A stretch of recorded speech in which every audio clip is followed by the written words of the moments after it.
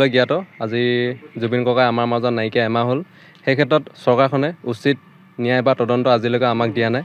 সেই সাপেক্ষে আমি চৰাইদেউ জিলা হৈ বা সাপেখাতী আঞ্চলিক হৈ আমি গুৱাহাটীলৈকে জুবিন ক্ষেত্ৰলৈকে পদযাত্ৰাৰে আমি অসমবাসী ৰাইজক এটা মেছেজ দিব বিচাৰোঁ যে জুবিন দাই ন্যায় পোৱাটো আমি সকলোৱে বিচাৰোঁ। এই যাত্ৰাত দুখ কষ্ট সকলোখিনি হ'ব, সকলোৰে সহায় সহযোগ কামনা কৰিলোঁ। ধন্যবাদ। হয়, নমস্কাৰ। আপোনালোকক সকলোকে ধন্যবাদ জনাইছোঁ। আমি জুবিন দাৰ ন্যায় বিচাৰি পিনে সোণাপুৰৰ এই সাপেখাতীৰ পৰা সোণাপুৰলৈকে খোজকঢ়া এটা ব্যতিক্ৰম চেষ্টা কৰিছোঁ।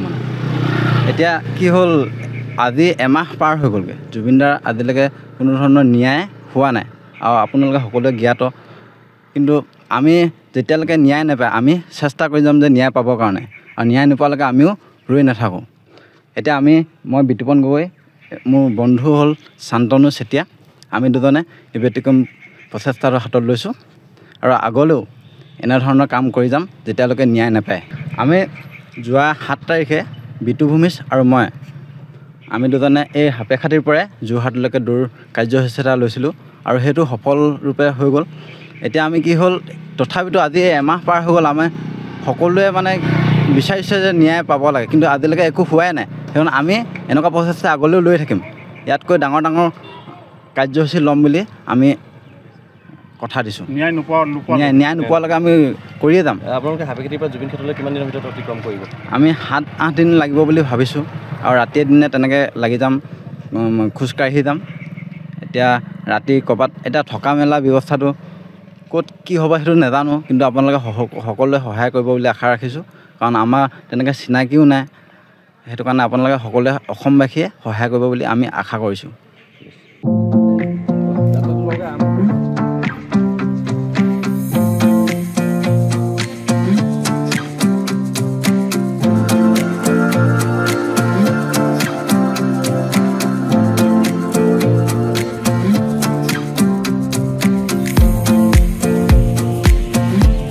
সকলোৱে জ্ঞাত আজি জুবিন ককাই আমাৰ মাজত নাইকিয়া এমাহ হ'ল। সেই ক্ষেত্ৰত চৰকাৰখনে উচিত ন্যায় বা তদন্ত আজিলৈকে আমাক দিয়া নাই।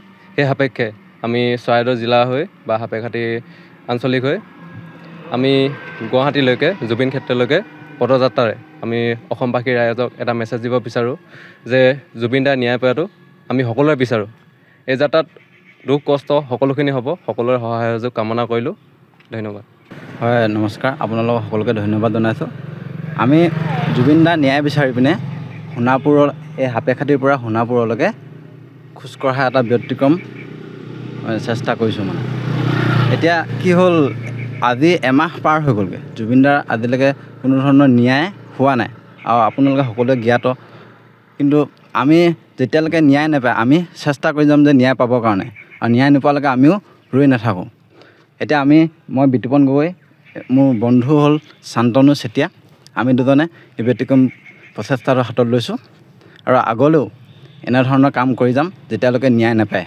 আমি যোৱা 7 তাৰিখে বিতুভূমিজ আৰু আমি দুজনে এই সাপেখাতীৰ পৰাই যোৰহাটলৈকে দৌৰ কাৰ্যসূচী এটা লৈছিলোঁ আৰু সেইটো সফলৰূপে হৈ গ'ল।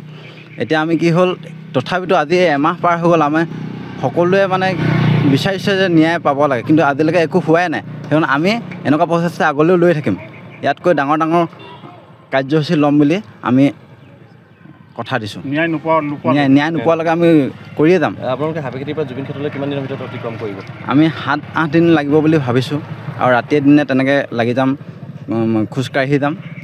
এতিয়া ৰাতি ক'ৰবাত এতিয়া থকা মেলা ব্যৱস্থাটো ক'ত কি হ'ব সেইটো নাজানো, কিন্তু আপোনালোকে সকলোৱে সহায় কৰিব বুলি আশা ৰাখিছোঁ। কাৰণ আমাৰ তেনেকৈ চিনাকিও নাই, সেইটো কাৰণে আপোনালোকে সকলোৱে অসমবাসীয়ে সহায় কৰিব বুলি আমি আশা কৰিছোঁ।